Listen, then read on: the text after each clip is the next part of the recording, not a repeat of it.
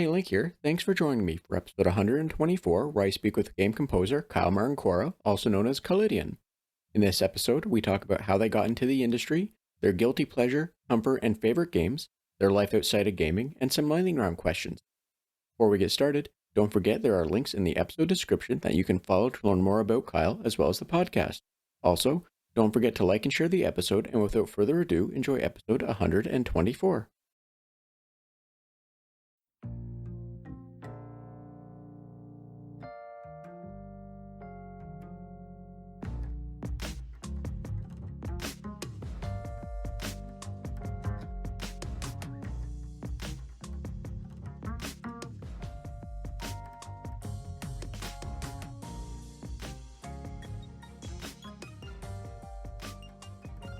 Hi, and welcome to the Red Tunic podcast, a podcast where I look to rediscover what makes gaming fun and enjoyable by having positive conversations with those related to the industry. My name is Link, and today I'm joined by game composer Kyle Martin, also known as Kylydian, whose projects include Minecraft DLCs such as Dungeons & Dragons, TMNT, and Walt Disney World. Hi Kyle, how are you doing today? I'm pretty good. How about you? I am doing all right. It's fall now, and it's raining, so it's better than snow and better than heat, so I'm doing good. Yeah, we've been in like a rainstorm for like the last week basically up here in Seattle, so I get it. Now, isn't that just Seattle though? I mean, you would think so, but it's been like actually a lot.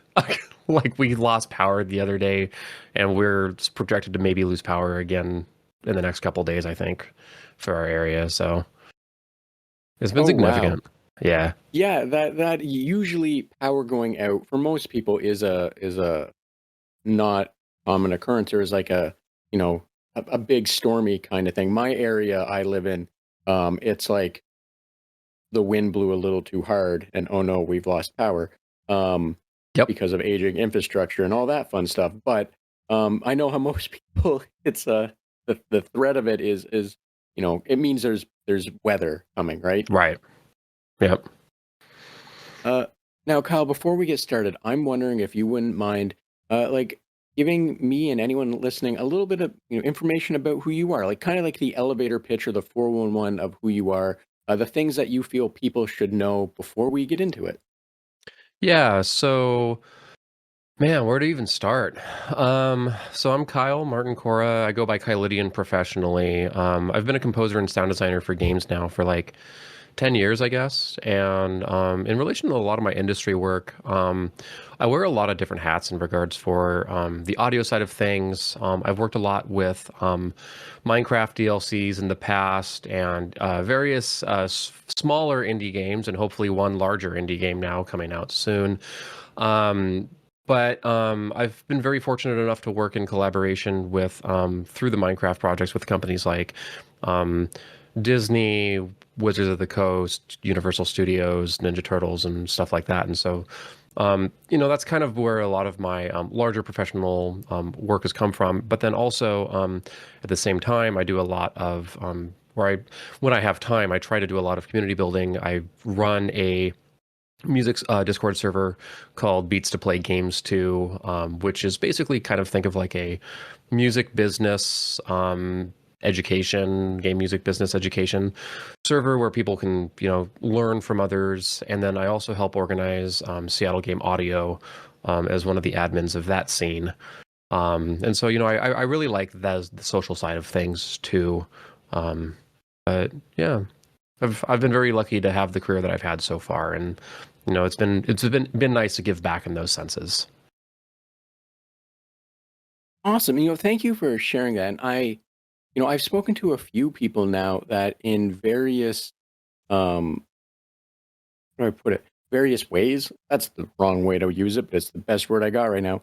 But in various ways have worked with like different setups that are kind of geared towards the same thing as like Beats to Play Games too, where it's people trying to help newer people or just help other people in the industry or kind of like surrounding the industry or what have you. Can you speak a little more to just like the how, the why you kind of got into that? Just because I'm always interested and it's always nice to hear more about those kind of initiatives, projects. Again, I'm struggling to like try and put it in a box, and I apologize for that. You're fine. I get what you're saying in that regard. Yeah, so the reason I always describe it as sounding a little bit selfish in a lot of ways, but I think it kind of comes from where I grew up and some of the experiences that I had actually into why I started it. I'm like really bad at like what you would consider traditional networking or like making friends to a large extent. Now, when I say that, I say this having a very large and supportive friend group and professional group as well. But the traditional networking side of things, or to some other extent, I guess, like the making friends things is you walk up to somebody, and break into the circle, and you introduce yourself, you say what you do, and all that, and that like doesn't work for me. And I had an experience back when I first started college of where when I went to college, I didn't go far from where my hometown was, but it was still a different town. And I was like really depressed at the time. And I made no effort to make friends because like it scared me to go out and talk to people. And even the people who came up and tried to talk with me, I wanted nothing to do with it. And I realized, so I dropped out of college actually, and I went back to college a couple years later, same college. And some of the people who tried, being friends with me back then, they basically came up and they were like, no, you're not going to do this again. You're not going to, we're going to hang out. And so I hung out with them. And about a month later, they made a group that we just called Smash Night, where we go play Smash Brothers together, and we just made it a recurring thing. And we did that for like a year, and I met a lot of people doing that. And I started to realize like what like an organized community could do in a lot of different regards. And after that first year, the person who had originally hosted it had decided to not host it anymore and asked if I wanted to host it. And I had said yes. And so then I started hosting it, and it became like a big thing. Like our school newspaper did like an article on it. We sent people to tournaments all the time. I traveled to tournaments. We did, we had a lot of fun. People knew about us.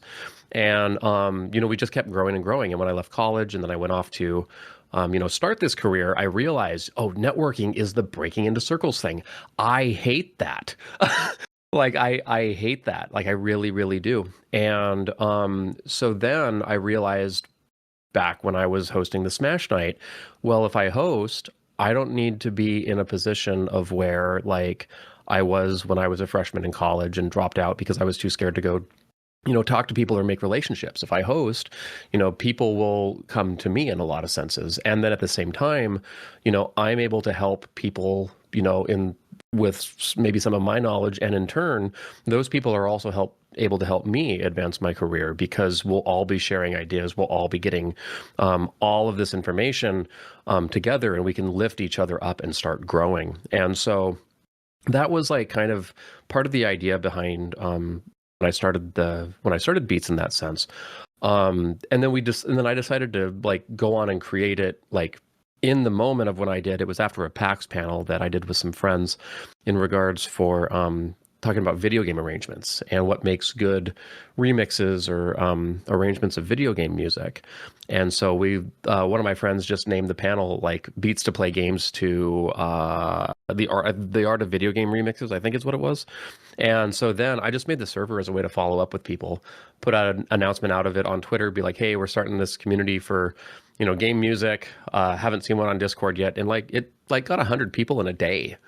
And we're not massive or anything, but I think we're starting to push 1,000, and then it's been only a small amount of time, but there's only so many people out there in our industry. So, but it's been really fulfilling on the community organizing side of things. I wish currently I had more time for it.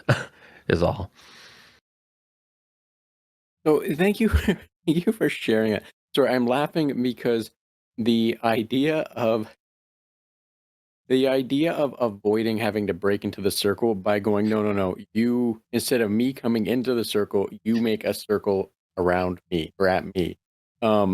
That's just hilarious to me because like it works. Yeah, and the great thing about it too is like, I'm in a situation of where I feel comfortable. right? Meeting people at that point.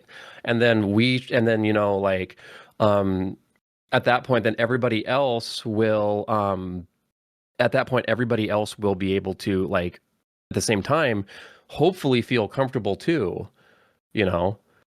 And so that's kind of what it is. So again, thank you for sharing all that. I think that's great. I like the idea of the initiative and like, the idea behind it. 'Cause like I said, I always like seeing or hearing about people just basically trying to make it easier in some way or another for everyone else, right? Themselves included, because the rising tide raises all ships and whatnot. Yeah. But like, yeah, thank you for sharing that. Again, I think that's just the most amusing thing of if I make people come to me, I don't have to go into the circle. But anyway, thank you. Now, I am curious about this one, and you kind of touched on it, I think, in a few. I think you may have touched at it or around it or what have you. But like, how did you get into doing this? Like, how did you get into making, being like a game music composer person? Sorry.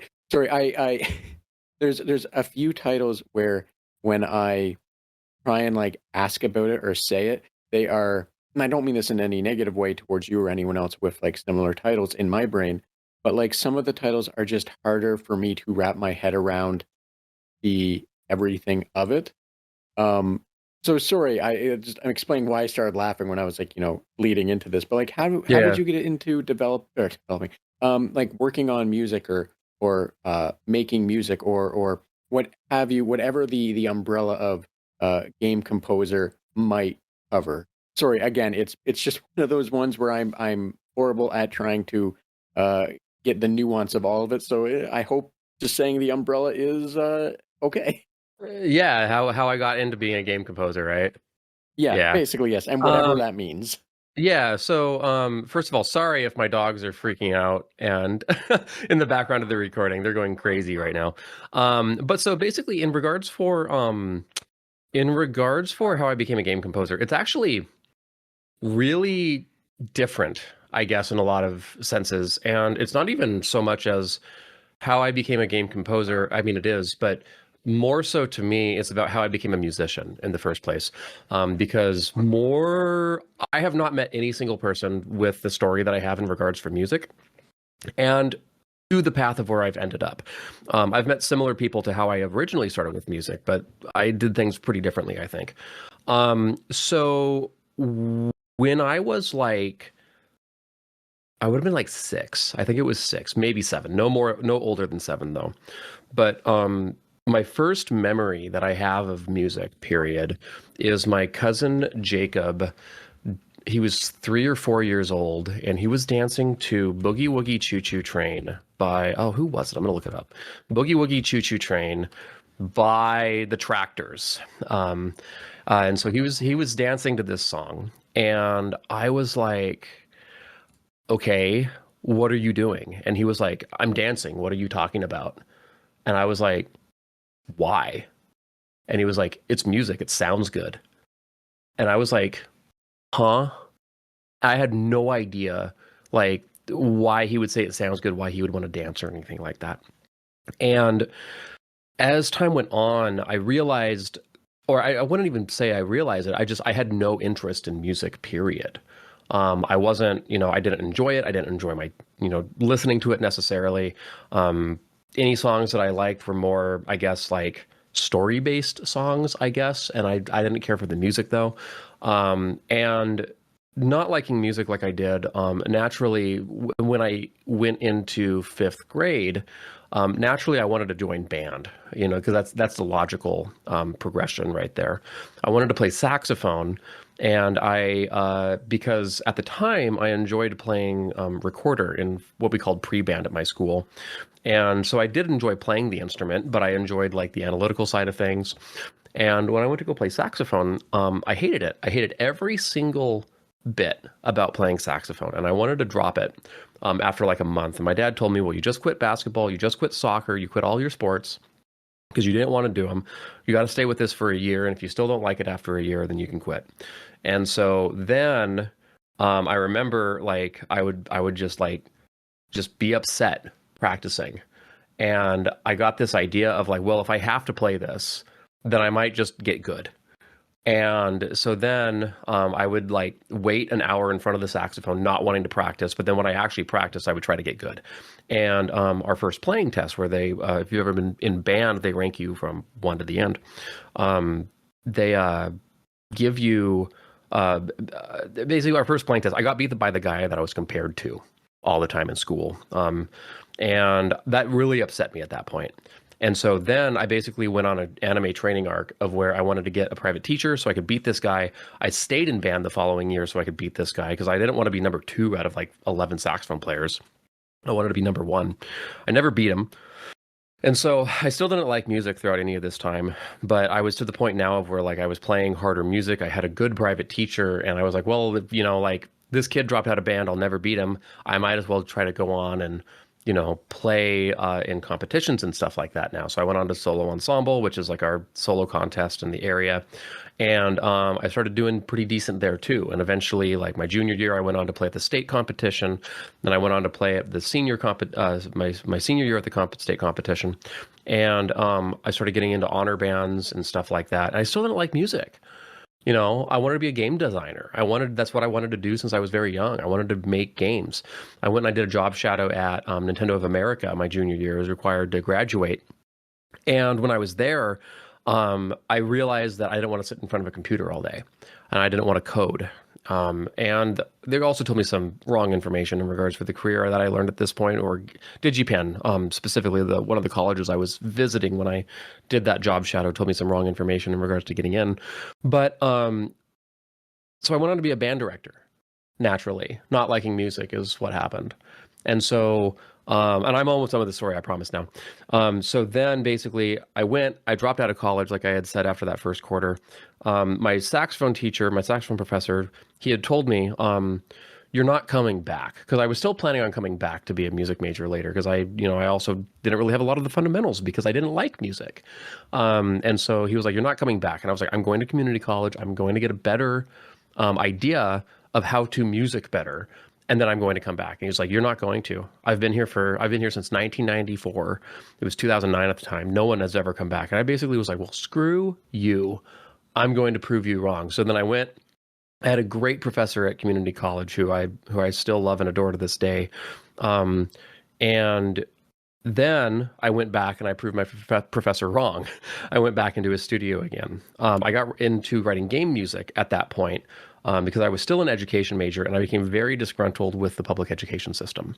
And I got into arranging video game music, specifically like Mario and Zelda stuff back in the day in a composition class. And I took a composition class, and I was like, man, I could never do this for a living. This is a lot of work, and it's a lot of time. And I don't want to commit that type of time.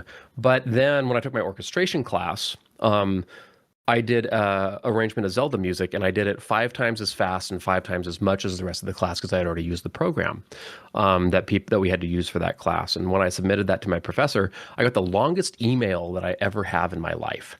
And it was so long, and it was so critical, and it completely tore me apart. And at the very end of it, he had said, just remember that the more critical I am, the better that you're doing. Have you considered a career in this? Because you definitely should. And I was like, I guess writing music is a career in games. And then at that point, a good friend of mine, who I had lived with, she was an artist, and she was like, well, I don't want to be a music major either. Or she was like, I don't want to be a band director either. I want to do art. So then we were like, well, let's just try to do, stuff like that. Well, let's just try to, I'll try to be a musician. You try to be an artist for games. And so then like 3 weeks later, we both got contacted by a different friend actually who was making who was starting as an indie game. And we started working on that. Game never came out, but like that was my first foray into working professionally in game music. And then at that point I realized, this is what I want my career to be in. And that's when I kind of moved up to the Seattle area and, failed my way into making it work. So, I I love that the It's different, I basics know. of this seems to be you there's there's elegant ways to put this, and I'm trying to think of the most elegant Oh, way to no, do no, it. there's no elegant Uh, way to put this. I became a musician originally out of spite. yes, there we go. That was the yes. That's what I was dancing towards. That is hilarious to me. That basically every step of the way your driving force was spite. And look, I know what it's like to have spite as a driving force, and I can relate to that empathetically. And it's hilarious to me that you pushed it this far. Like every step of the way, when you had a chance to not, you instead doubled down, which is just absolutely hilarious. And now you're doing the thing. So Yeah. congratulations. So to kind of go off on that, to kind of like, I guess, provide the final bit of context. Yes, I do like music now. I realized that I had liked music in community college essentially. And eventually, in high school too. It wasn't eventually that I would say like I actively disliked music. I was engaging with it, to a point. But like, do I consume music? Like back then, no. Like my friend taught me who Metallica was when I was a senior in high school. They're my favorite band now. He literally burned me like a 3 GB CD or however, I don't remember how big it was, of like 8 hours of music and was like, listen to this, because this will get you like, you know, this will like educate you in that regard. So yes, I do like music now, but I realized when I was in music theory at community college that I like the analytical side of music, and to me it's more like putting a puzzle together. And when I can sit down, I can think about the pieces of that musical puzzle. That's how I get like the emotional satisfaction out of music at that point. So I'm happy that you eventually ended up liking what you do. Um, I love it. but I love what I do. It is so much fun. which is, at the end of the day, that's the most important thing, right? Because, I think a lot of people can probably relate to doing jobs that they don't enjoy. And it's like, this is the thing I'm doing to make sure I can live inside, right? And like Yeah. being able to say that you love what you do is a huge boon. So like, I'm happy for your success in that, but also happy that you're able to love what you do. So that's awesome. Thank you for sharing all of that. Um, Yeah. It's such I know it's long, and there's really no way to make it short because there's a lot of context that goes in it. it's more just the nuance and the hilarity of every step of the way you're effectively the person that was, that you built up to be your rival or what have you. They pieced out and you're like, "No, I'm not done yet." And Yeah, you literally. kept going, right? Yeah. Um it's yeah, like anyway. There's there's probably a song about this or a German word about this. I don't know. There probably But is. with all of that said, I'm wondering, and I'm walking into this one with like outstretched hands, just waiting for this to be absolutely wild, perhaps. But do you have any words of encouragement for others based on like what you went through, or just in general? And if it's just do it out of spite, that if that's your choice, that's your choice. So yeah, so basically the it's funny that, that I use spite like seriously. Like when I tell people I built my career on spite, like I say that unironically because it is true. And I was talking with a very prominent figure in the game music community about 6 months ago, who I'm not going to name him, who I'm not going to name, but when I was kind of telling him, or I guess retelling him this story, reminding him of the story, before I started, he was like, which one are you? Because all musicians only come from two backgrounds or are successful for two reasons. One is passion, they're passionate about what they do, or two, they got their career based off of spite. And when he said that, I thought about it and I was like, oh, like that makes a lot of sense. That makes a lot of sense. And because it was the latter for me. And almost everybody I know was the passion side of things. and sure, I was passionate about being spiteful at the time. But it is interesting in that side of things. And it is hard for me, oftentimes to communicate on the like words of wisdom on inspiring people or anything like that, because I do come from a very different background. But um, what it what it comes down to for me is kind of what I always tell people, because this industry is truthfully, game music and building a career in game music is crushing. It can be crushing. It can be the hardest thing that anyone's ever done. Well, I shouldn't say it like that. Sorry. Let me put it this way. It is the hardest thing that I would say that I've done, is building a career in game music. And I think on it now, and I think it's very important to realize the realistic side of this, in that, like, looking back on it, knowing now what I know, and when I got my start 10 years ago, I don't know if I would do this again. I don't know if I would go through the first 3 years that I had. And I wouldn't wish my first 3 years on anybody. And which sounds awful, it sounds bleak, it sounds depressing, and I know that. But the thing is that the other side of it, on the opposite side of things, I have met some amazing people in this industry at all levels. People who, you've heard of, people who you haven't heard of, and people who you'll never know. All amazing people, who are still there, still doing it, not doing it. I have built a very successful career in regards for, building myself up over the years. And I've learned a lot and grown a lot as a person because of my career here. And it was worth it. There's no guarantee in this career as far as, I'm concerned. I thought I had some guarantees last year leading into this year, and I don't. And this year has very much been a career and a financial struggle for me. And it's been very different from last year's, and it's been one of the things that I have to grasp with. And I need to keep reminding myself exactly what it is that I tell other people, because when I first moved here, I met a lot of people who wanted to do game music about 6 months after I moved, because that's about when everybody, I would say, moved up to Seattle, because Akash the car kept telling people to move up to Seattle. So they all moved up here. And over time, a lot of the people I just noticed started dropping. They just would disappear. They would move off, or they would stop going to things, or they would, change careers or do whatever. And every single one of the people who I either work with or I talk with, or, I see often at events or whatever, who still work in game music, we have virtually nothing in common except one thing.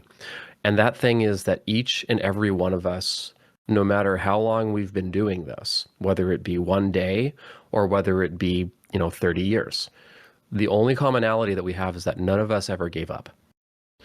And to me, that's really cathartic.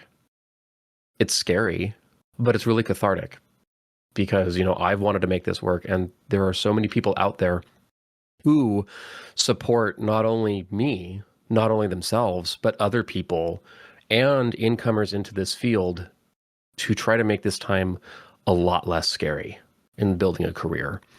And I have to remind myself of that all the time. Because it is hard. This is still the hardest thing that I've ever done. And whenever I have private students who tell me that they want to be professional musicians, which I've had 2 now, it always just, it's always scary to me, because I have to have a very, very, very realistic conversation with them. And they also don't want to give up. And that's really inspiring to me. So thank you for sharing that. And I always, sorry, I'm stuck between, I always worry sometimes, especially in this case right now, where you gave a very heartfelt, nuanced, take and answer, what like however you would like to phrase that. I always worry that, me saying thank you will come off as sincere. It definitely is not the case. I'm Canadian. I always say thank you, but um, but thank you for sharing that. I think that's really interesting, really fascinating.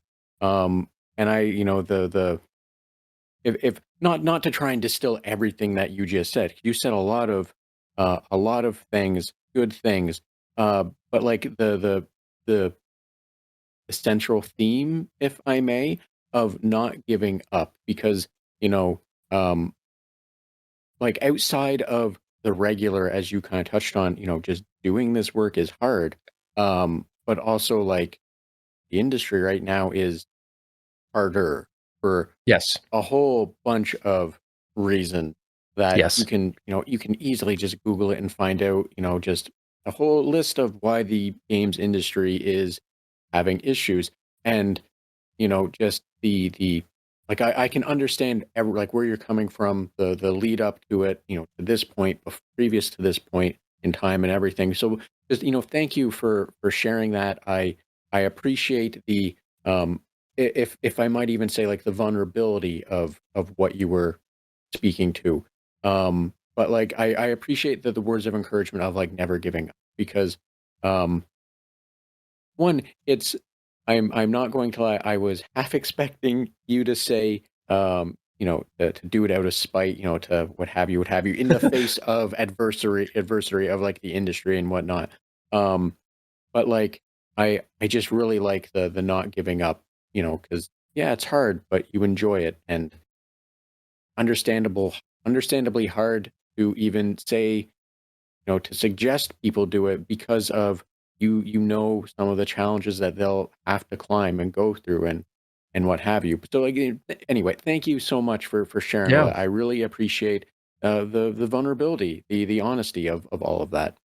I think a lot of it's important. I don't think people talk enough about the hard parts about these careers.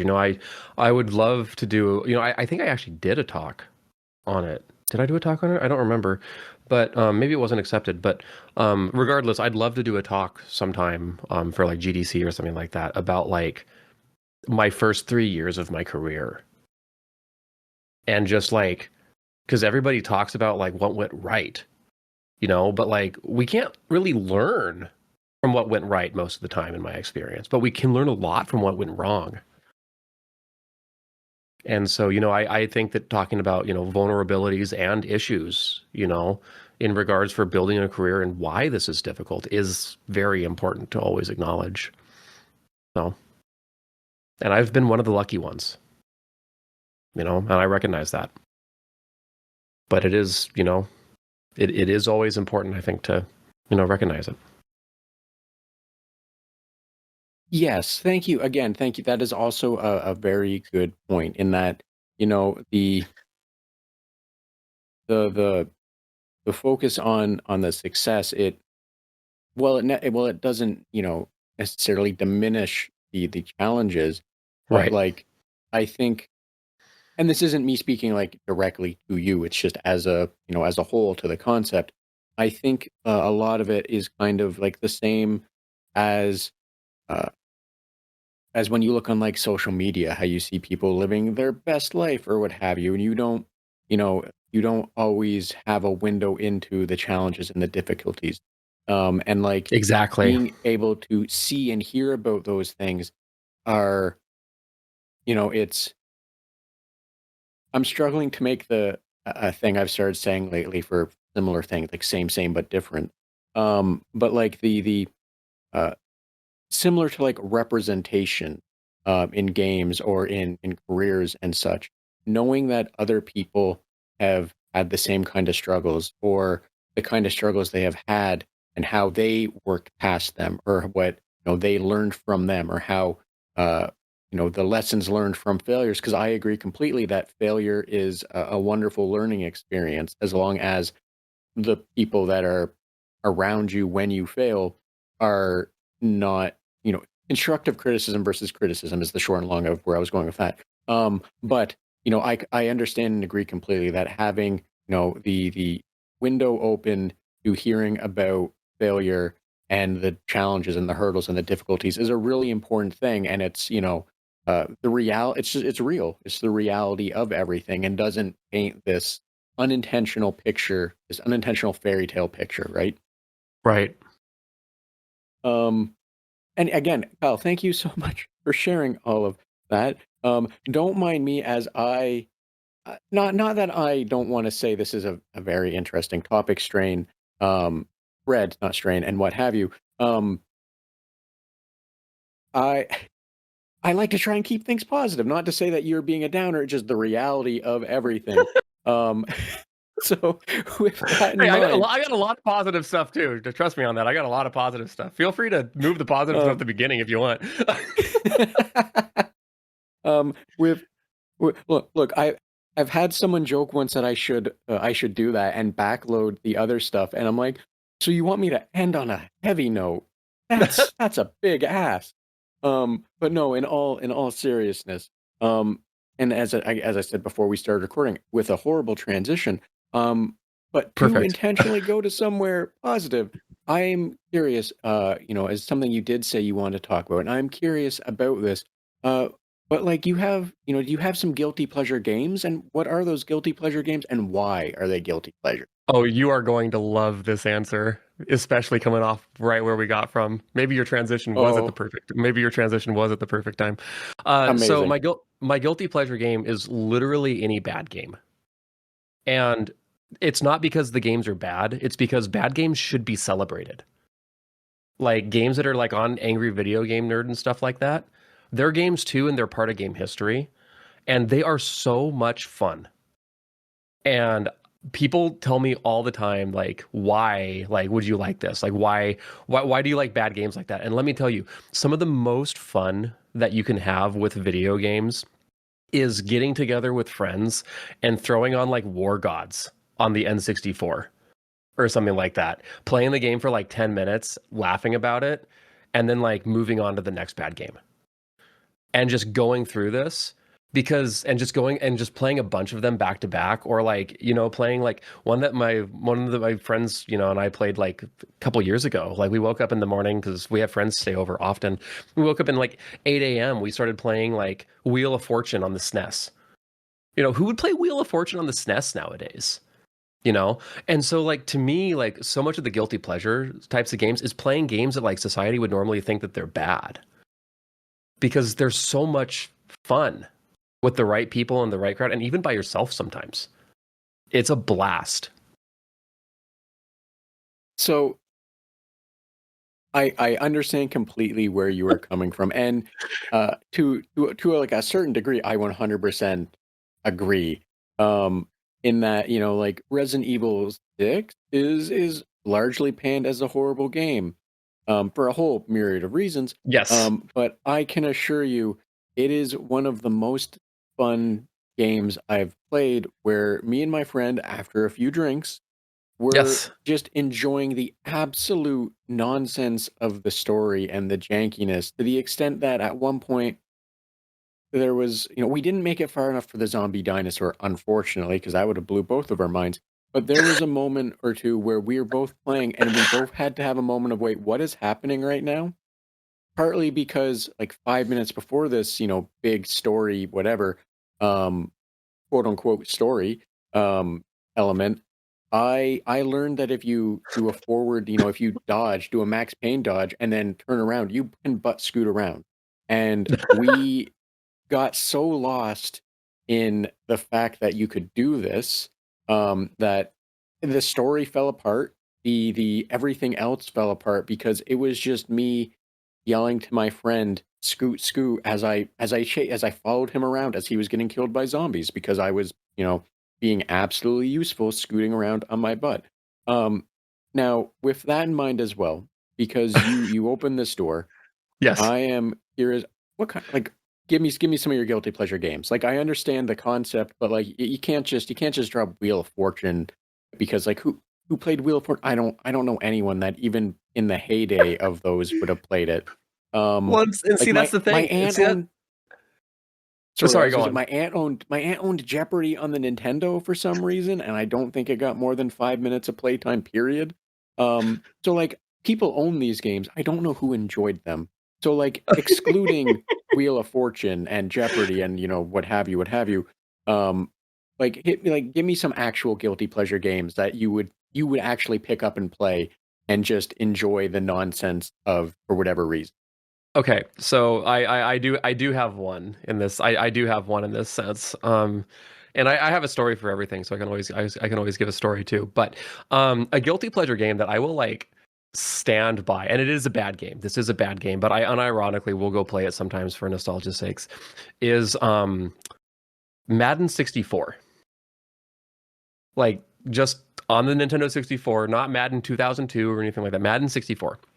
And the reason being is when you're young, sometimes kids are really dumb.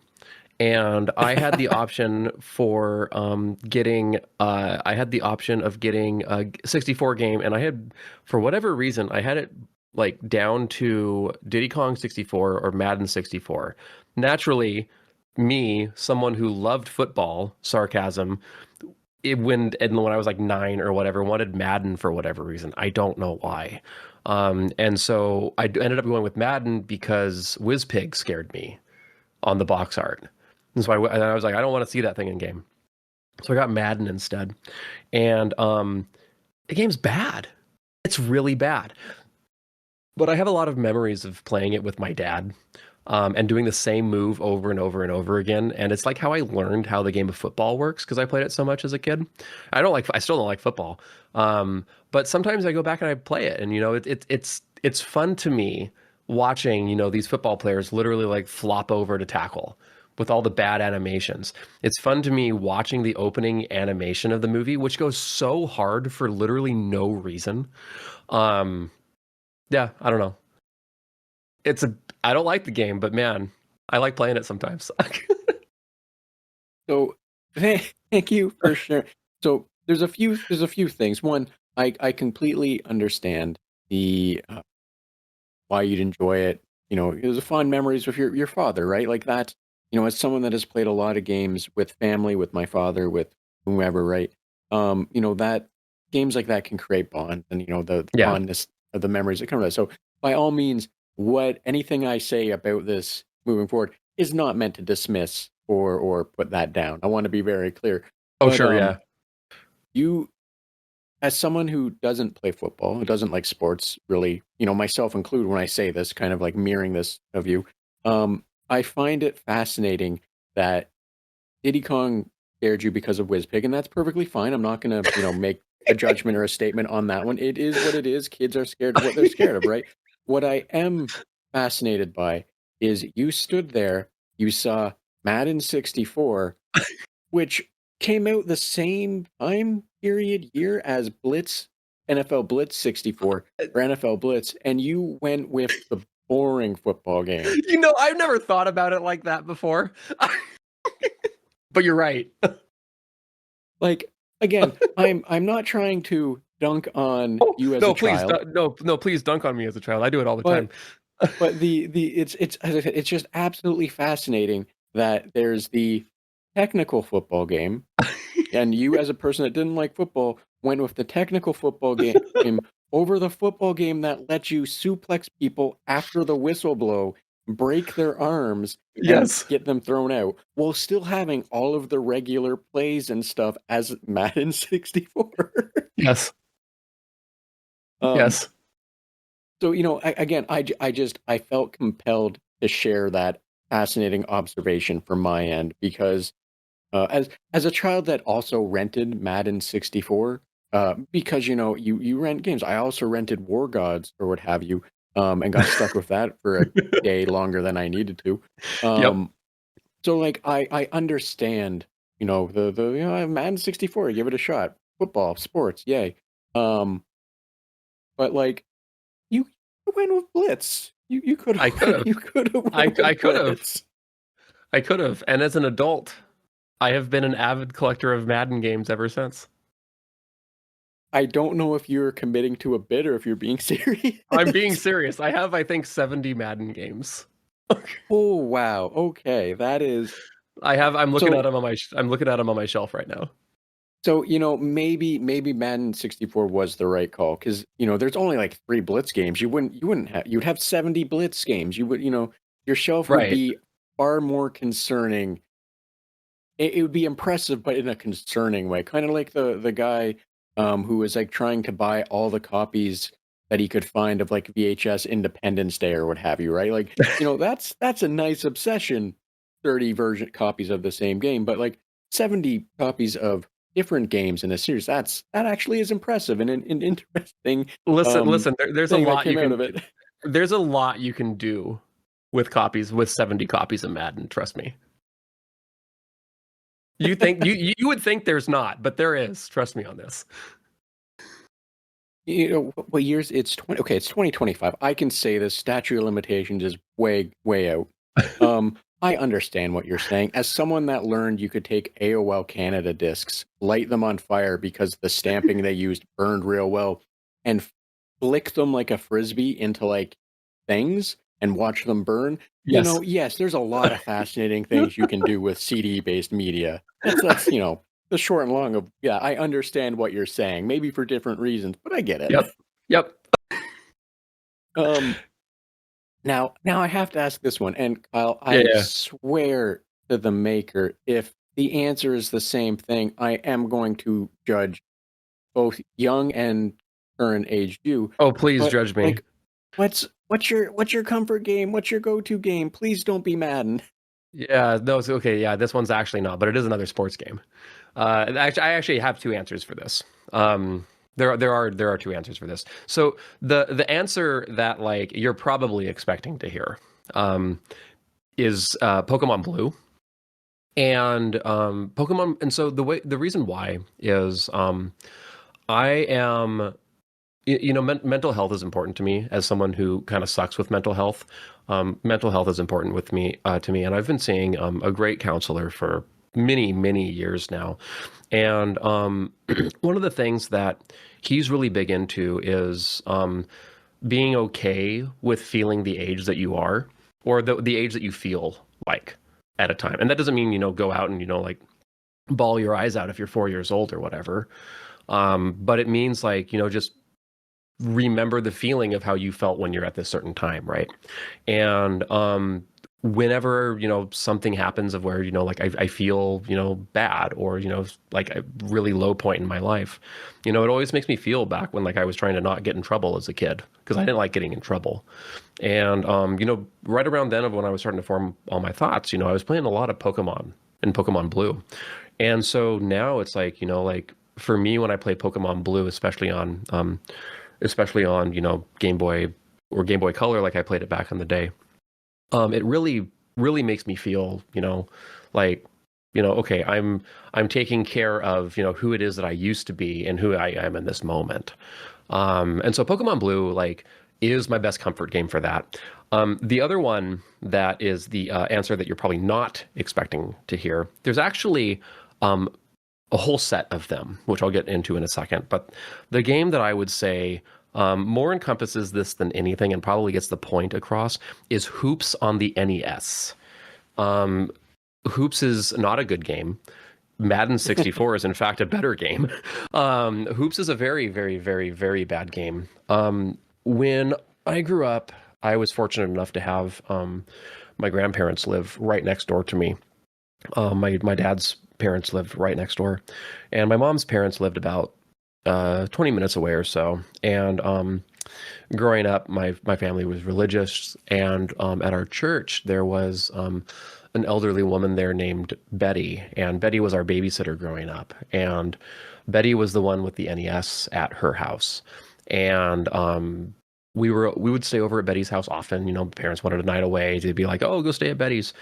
She would come over and she would watch us. In the mornings when we were very young, my mom worked half days, and we would go over there, and that's where we watched Nickelodeon. That's where we watched Cartoon Network. That's where we played, video games. She would always take us out to the rental store. I would rent Teenage Mutant Ninja Turtles 3, The Manhattan Project, all the time. It's where I rented Zelda. It's where I rented Mega Man. But she had these games at her house. She had like 9, 10, 12 games or something like that. And they were the ones that we primarily played. And my spouse was very into game collecting, and still very much is. And my spouse got me strongly into game collecting over time also, and it's one of the things that we do now. And when we started collecting, I realized I was like, I could get all the games that Betty had back in the day. And I set out to complete what I now call the Betty collection of NES games. And to me, I think back on it and I totally had forgotten about Hoops. But Hoops was one of those games in that collection.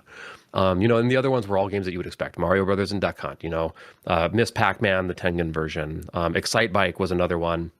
Bases Loaded is another example. Bases Loaded 2 specifically is another example that could be used in place of Hoops. But that was in there, and it was all these games that you would expect, someone to have.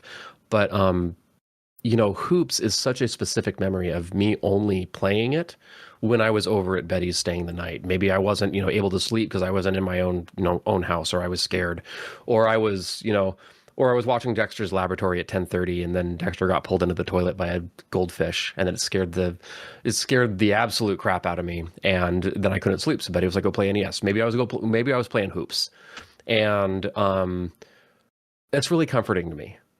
And my spouse and I, we have a game collection room, and that room back there, we have kind of set up like a kind of half like a display museum type thing, and the other half is kind of set up like a like a kind of like a house from like a living room from the 90s, in a way. And turning off the lights, and just going and playing Hoops or another game from the Betty collection, it's really comforting. So thank you for sharing that. I understand completely on both fronts where you're coming from for the angles for the two different paths or what have you into that. And like, I as someone that has thought back on some of like the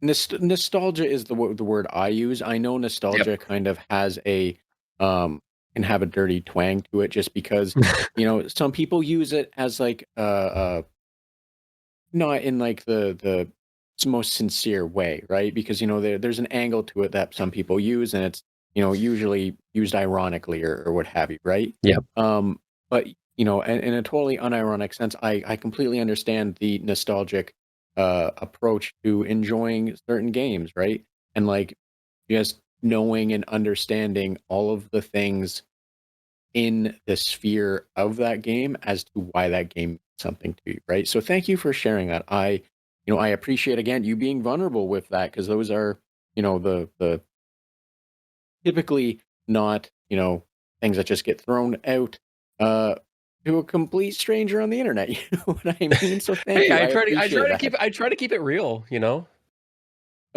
try No, try I try to keep it real. I completely understand. And again, I thank you for, for being open about that because that's, I again from as someone who has thought on the nostalgia of certain games and such. I completely understand where you're coming from, and the importance of why certain games are important to you, even when they're horrible games or games that haven't aged well or um, what have you. You know what I mean? Yeah. Um, and like the fun thing is, I one of the games or one of the things I used to ask, is games that you enjoy that didn't age well or what have you, and you kind of touched on a few of them, Yeah. and like gave real sincere reasons as to why you enjoyed them, and I think that's also just really fascinating, just because again, hearing about I don't say this negatively, but hearing about why someone likes a good game is you have an idea of why someone's gonna like a good game, right? Like a good game's a good game. But hearing the impact and like the emotional response to why you like a game that maybe you would not be able to sell to someone else because uh, they are seeing it through a more clinical way, technical way, or what have you. Yeah.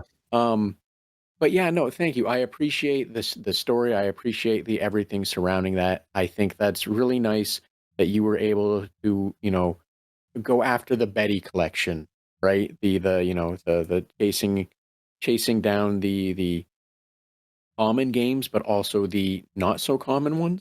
Yeah. Um, and as someone that has not done a whole lot of game collecting for retro ones, I imagine chasing down the ones that are not as favored by people was probably a lot nicer to your wallet too, right? Yes. Yes, it is. The Maddens I will typically buy for $2 each, $2 to $4 each, and like hoops, I think I got for like $3. So yeah, it Um, is. It is much cheaper on the wallet when you get bad games. um, amazing. Thank you for giving that point of reference as well, because it's always nicer to hear that you're like, yeah, I'm able to pick up like all of my man collection for, 7 Big Macs or whatever, right? Yeah, exactly. Um, so Kyle, with that in mind as well, because like for you, it's a little later we're getting close to the evening. It's a little later on my end. With that being said, I'm I don't want to steal more of your time, right? I want to try and get the lights on, work you towards the door. However, I do have a few more things I would like to bug you with if you're okay with that. Yeah, I have the time. Let's do it. Awesome. So this one, because I always like asking this one, and it's uh, I don't know what your answer is going to be because everything else you said has I don't want to say has been um oh wow, I'm getting the analogy or the reference has caught me off guard. We'll go with that one. That one's easy. I try to keep But people on like their toes. um what's your favorite game? Like or favorite games or series or what have you, and why? Oh, yeah, this is yeah, sure. So my favorite games, um it's always hard, but like I find that they never really change in a lot of senses. And it's tied to a lot of different factors, I guess, and a lot of different things. And I will keep this relatively brief because I could talk forever about any of these. So my favorite game of all time is Animal Crossing New Leaf. Animal Crossing is my favorite franchise ever. I love Animal Crossing. Um, Keep an eye out for the 25th anniversary of Animal Crossing next year on April 14th because I may have something in the works. Hint, hint. And New Leaf to me is the pinnacle of the series, and I'm sure they'll do better someday, but I don't think New Horizons was it. Um, but I love the interactivity and the communicative aspect of it. Other than that, other games, my other favorite games, Final Fantasy XIV. I never thought an MMO would be one of my favorite games, but Final Fantasy XIV is the best story in video games. Prove me wrong. It has done everything to me and taken me on the most roller coasters of any story I think I've ever experienced except One Piece. Um, it has uplifted me. It has like crushed me, and it's motivated me in so many ways. And it's a phenomenal game. Smash 4, Smash for the Wii U 3DS, is also up there for me. I know it's most people's least favorite game in the series, or at least one of the more disliked ones.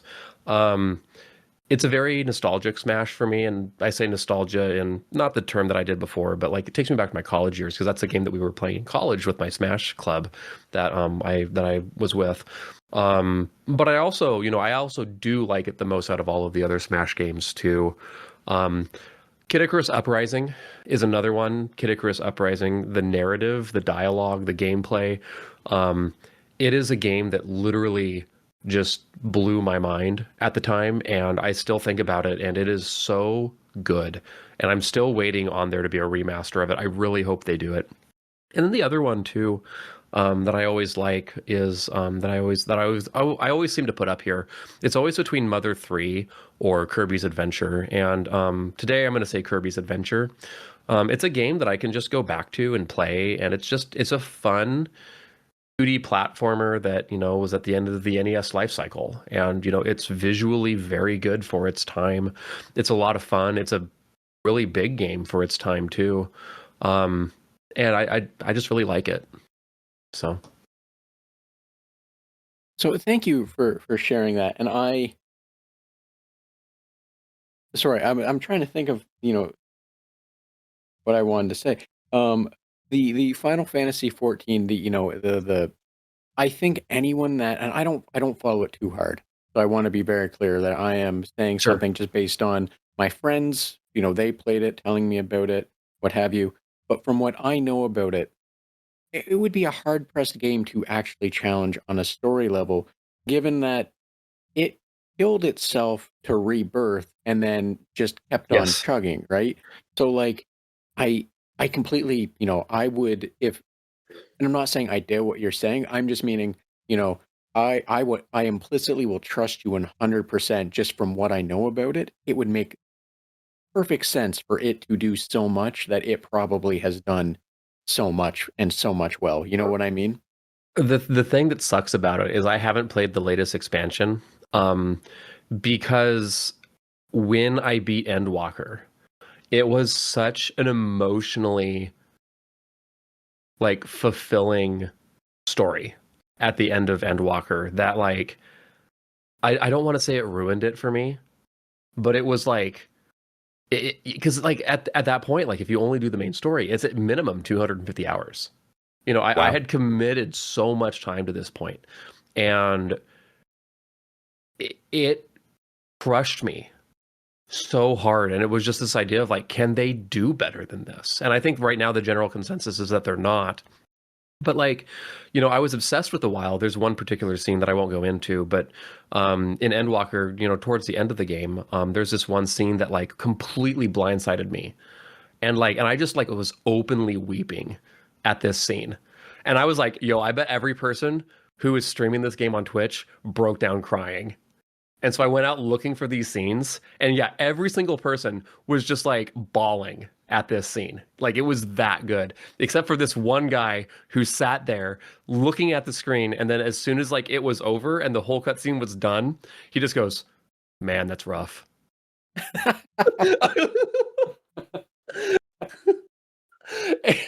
So it's that good. That's like one of my soapboxes that I can't get on because I will be there forever. So I understand completely what you were meaning about the threat or the fear of soapboxes. It was uh as someone who, also gets on soapboxes, I completely understand. I completely know what the spiral and threat of such a thing is. But, I yeah, that's awesome to hear. Hopefully, they continue to do good work whenever you get to it and are able to devote another 200 plus hours into it. That's wild to me. I'll get back to it someday, and I actually will. It's just I just haven't yet. So Now, Kyle, with that in mind as well, one of the things I also really like to ask is outside of games, like your life outside of gaming, what do you enjoy doing? How do you relax? And if the answer is more games, that is perfectly fine. If the answer is more Madden, I will silently judge you. But all the same, outside of games, what do you enjoy doing? What do you relax with? yeah, so big thing. It's often gaming adjacent, but watching anime is a big one. I haven't done too much of that in the last couple seasons, but I got really into anime back in college, high school too, for that matter. But it was a very slippery slope, and for instance, am a huge One Piece fan, and it's like, my spouse also is very into One Piece, and it was their first manga too, and they caught up because they heard all of our friends and I talking about it, and so it's something that weekly ritual. Like today's Wednesday, tomorrow's Thursday. There'll be a new chapter tomorrow, and we'll be reading that together because we do every week. Um, and so like anime's always been a big part of that too for me. Working on our house actually is I feel myself aging the more that I say this, but we were fortunate enough to be able to buy a house. The house we were renting a couple years ago, and working on it and doing improvements to it, or just working on decorating, you know, is really nice. And I always, last year I said that my goal last year was to mow the lawn, and that just meant live my life. Go out and do yard work. Go out and take care of the thing that we bought. And I've come to really enjoy a lot of that now. Um, we like the other things also is my spouse and I we like hosting things a lot. We host monthly game nights for our friends. We have a very strong friend group. A lot of people in it that we see often. And so we like hosting these game nights and larger parties of where, we could expect 20 people, we could expect 50 people, for everybody just coming over to play games and hang out. And so, we try to see people as often as we can.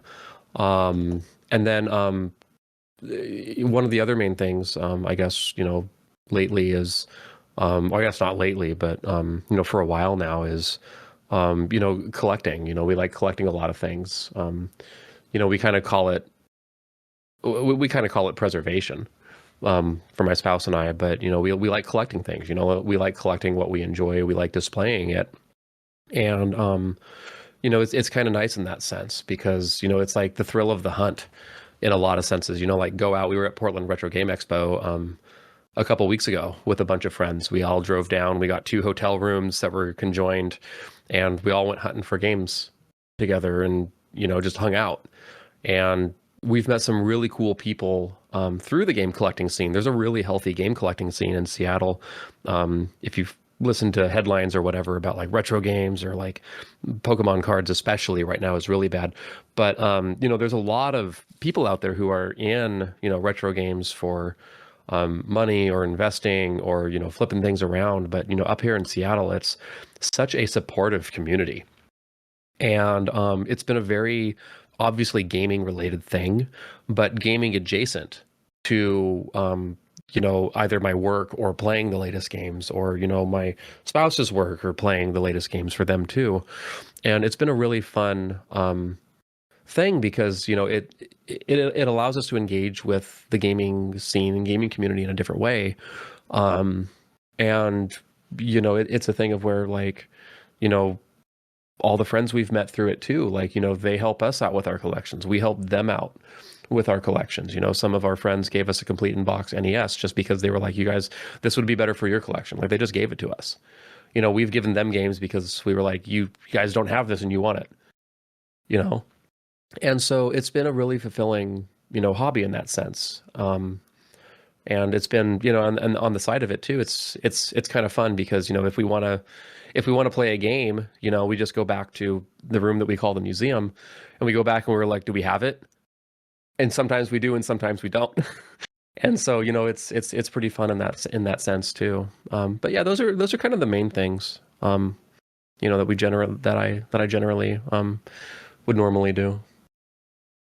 So, thank you for sharing that. And I'm going to ask a question. I'm scared of the potential answer, but outside of Madden, what is the next biggest series that you have collected and how many?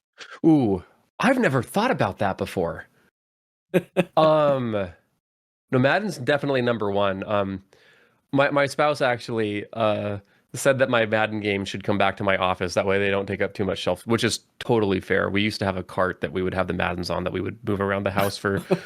Like I say, there's a lot you can do with Maddens. No, so to answer your question, I'm thinking on it, and what series would we have number 2 of? Well, what would be the second most?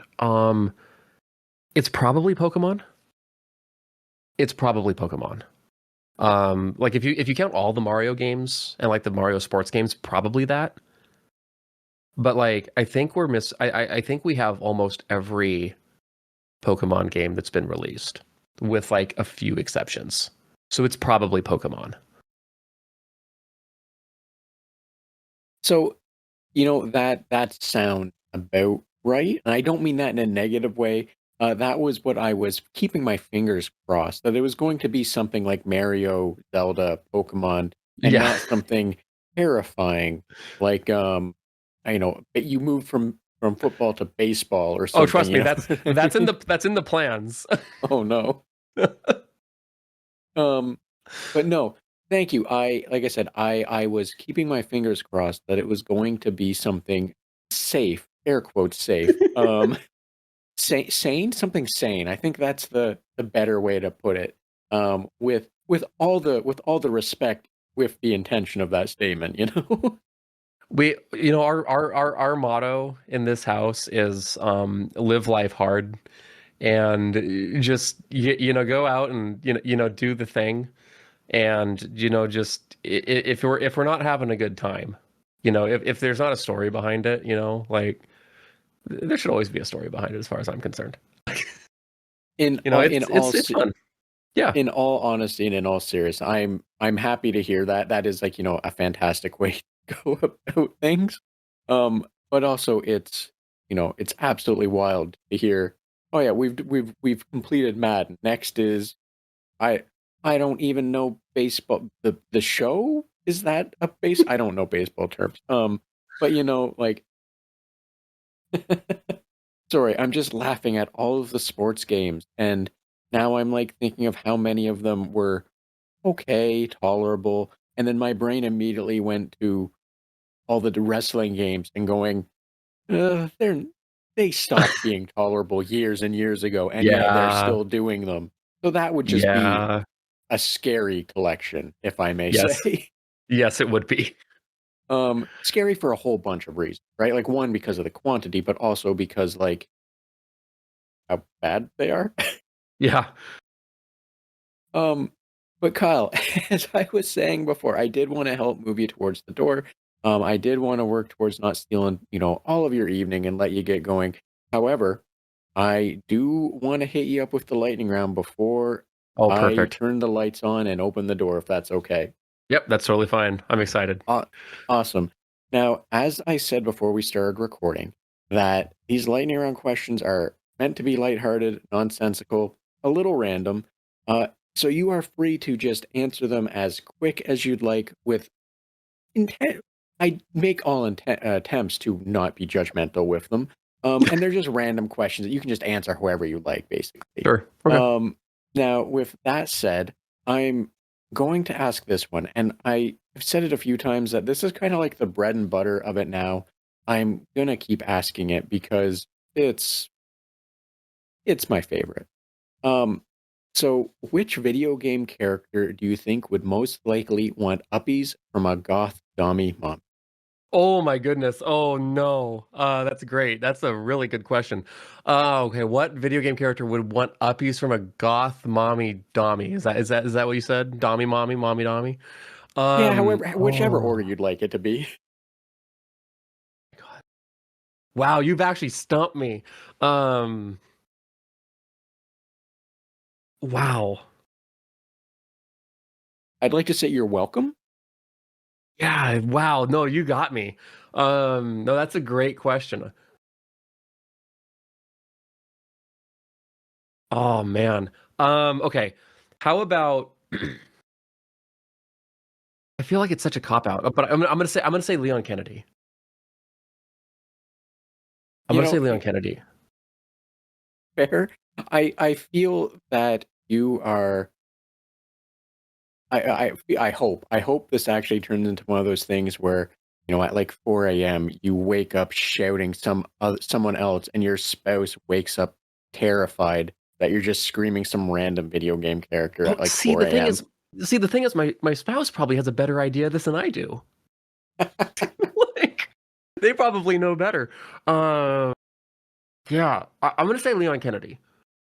I'm Fair gonna I'm gonna enough. I'm gonna I'm gonna say Leon Kennedy, and there is like at least it's not a well thought out thought process, but like he's not interested, you know he's not interested in Ashley, he's not interested in Ada, you know, and like he's so stoic. It's like what else would he be into, you know? Like Fair enough. that's Yeah. just crazy enough that like if like what's her name the big tall lady from number 8, like is that what he would be into, you know the same franchise, like would he be into that? Is that what he wants? Would he want uppies from her? Who knows? I Lady Demetrius, I think her might name might be, but yeah, just she's just goddamn mommy, I think, for most people. So Exactly. who cares what her name is? Yeah. Um, but no, I understand completely. Going that route. Now I'm gonna hit you with this one, Okay. and I'm worried that this one will have similar effect, but we'll see. All right. Which video game character do you feel is most likely to call themselves a thirst trap despite having no business doing so? and why? Ooh, that's also a good one. Despite having no business doing so, what video game character? Dang, you got some good questions. Uh,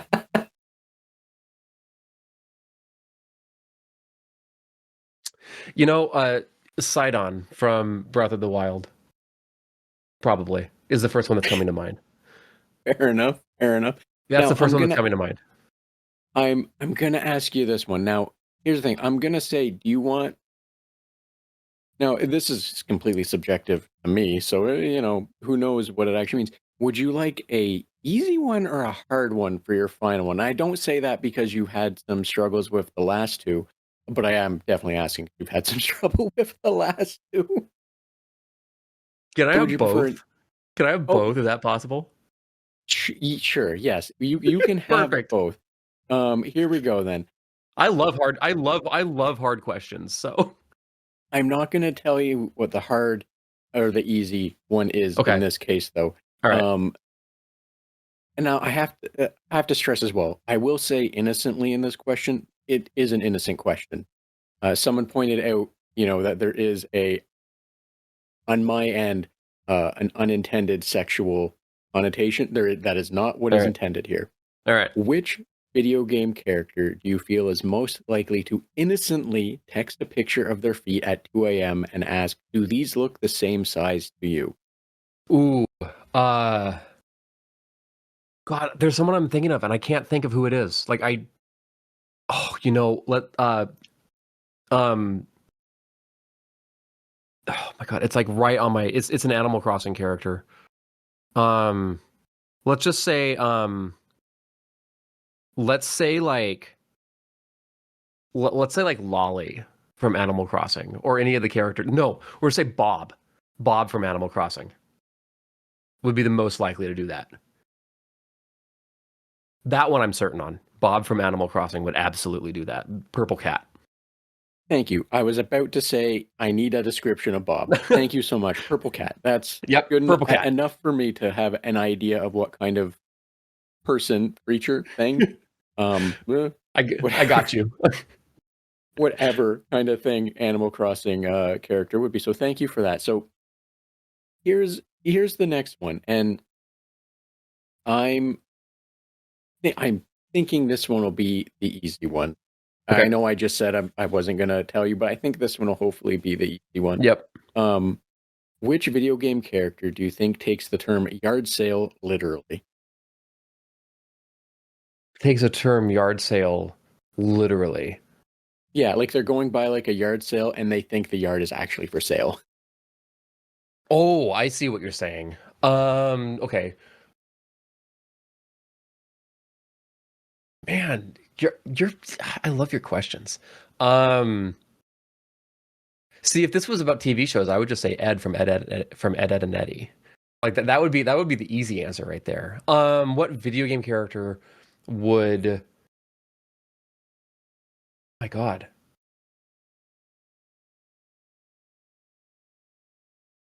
I'll be honest with you. There was an Ed, and Eddie game. If you want, we There can just leave it was. at No, Ed. no, I mean, yeah, I mean, we can leave it at Ed. I'm fine with that.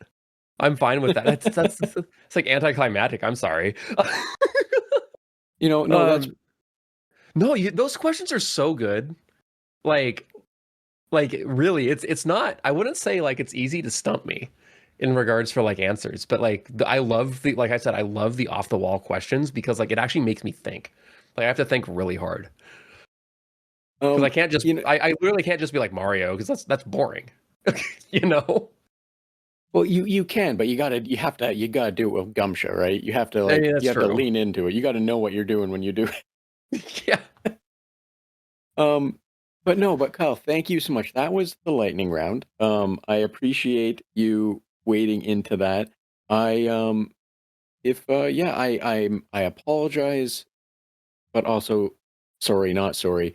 If at any point in the middle of the night you wake up just fever pitch answering these or realizing, kind of like the George Costanza thing of what you could have said, and your partner has to sit there waking up in an absolute daze.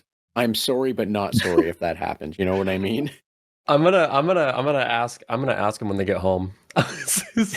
See what they say. If you want to message me with them, I can see if there's a way to comment it in. I might do that. That's funny. I won't be able to put it audio wise in. I Right. could, No, but that's no, that's but totally fine. I think I can probably put them up in some form or another and share them as well. If Sure. you would like for that nonsense. Yeah. No, that's funny. Um, but outside of that, Kyle, as I said, I don't want to take up too much more of your time. Yeah. However, if there was anything else you did want to discuss, a cool game, what you're doing, something you feel more people should just be more aware of, by all means, the floor is yours. As well, please Yeah. let everyone know where they can find more information about you, which I'll also include in the episode description. Yeah, so you can find me on all socials at Kylydian. I'm the only one out there. You'll get directed right to me. All my music is available on different, well, not all my music, but a lot of my music is available on different platforms. You can hear a couple of the Minecraft albums on Spotify and stuff like that. Um, and right now, I'm working on one project that I can't really talk too much about, but I can talk about the indie game that I'm working on with Everbloom Games, Null Point Protocol. Wishlist us on Steam. We are a Final Fantasy, we are a high-end raiding boss rush roguelite. Um, bringing the bringing the feeling of high level raids without the grind. So we're modeling bosses, um, trying to capture the feel of high end raids from Final Fantasy 14. So playable couch co-op, playable not couch co-op, so online. You get to build your own classes and all that. The soundtrack I'm writing is incredibly dynamic. I have the first 7 tracks from the game already released on Spotify, despite the game not being out yet. Every boss fight has 2 different tracks in different genres. I'm writing everything from chiptune to metal to a genre that I learned about called nu metal, where I'm kind of rapping in it. And right now, I found out that the genre I'm writing right now is called liquid drum and bass. So every track is going to have a completely different genre, and I'm very happy with where it's headed, and I hope that everyone is too. So awesome. Thank you for sharing that. I will, obviously get your socials in the description, but I'll Yep. also make sure Null Point Protocol is in there as well for people to check out and wishlist. At the time of recording this, the game, I just looked quickly, it said out 2026. The game might even be out at the point of listening. So if anyone's It might listening be. and, check it out, you might be able to buy it because I It don't might know when be. this will come out yet. Um, but no, but thank you for that. I will definitely, all the same, make sure people can easily find their way to your socials as well as that game. Um, and I think that's really cool. Just the myriad of genres you get to play with, you get to tap into as well. The old game, cracked game installer soundtracks. Yep. Uh, which I feel bad for anyone that listens to music on Spotify now and like chugs up against some chip tune and like it's Game Crack 36 or something like that's just the name they made it because that's the joke name, and people nowadays probably look at that going, well, what the hell does that mean? And not Yeah. completely unaware of, well, every cracked game installer used to have a custom chip tune soundtrack for some Right. reason 20 years ago. Yeah. um which I still don't understand it, but like, hey, it was fire then. Shout out to the Stronghold Crusaders and Stronghold chiptune install soundtracks. They were great. I loved them 20 plus years ago now. But it's I'm happy that you get to play with different genres. Is basically where I'm going. So that's Yeah. awesome to hear for you. It's a lot of fun. I'm really enjoying it. But Kyle, outside of that, if there wasn't anything else, as I said, I will definitely let you get on with your evening. Sounds good. Well, thank you so much for having me. It was a lot of fun. I'm happy you enjoyed yourself. It was a blast getting to speak with you again. Thank you again for being vulnerable in your answers. I know that not always an easy thing to do to give very honest answers like that. So thank you. I appreciate the honesty for some of like the ways you answered everything. So thank you so much for that. Yeah, no problem at all. So thanks again to Kyle for making time to have this conversation with me, and thank you for joining us on the Red Tunic podcast, as well as a special thanks to Roland Jenkins for their use of music from the title track from Roads Deep. And be sure to check out the episode description for links to socials, websites, and other means that will allow you to learn more about or support Kyle and the podcast. While you're doing that, share, like, follow, and whatever else you think makes the algorithm work. Thanks. Until next time.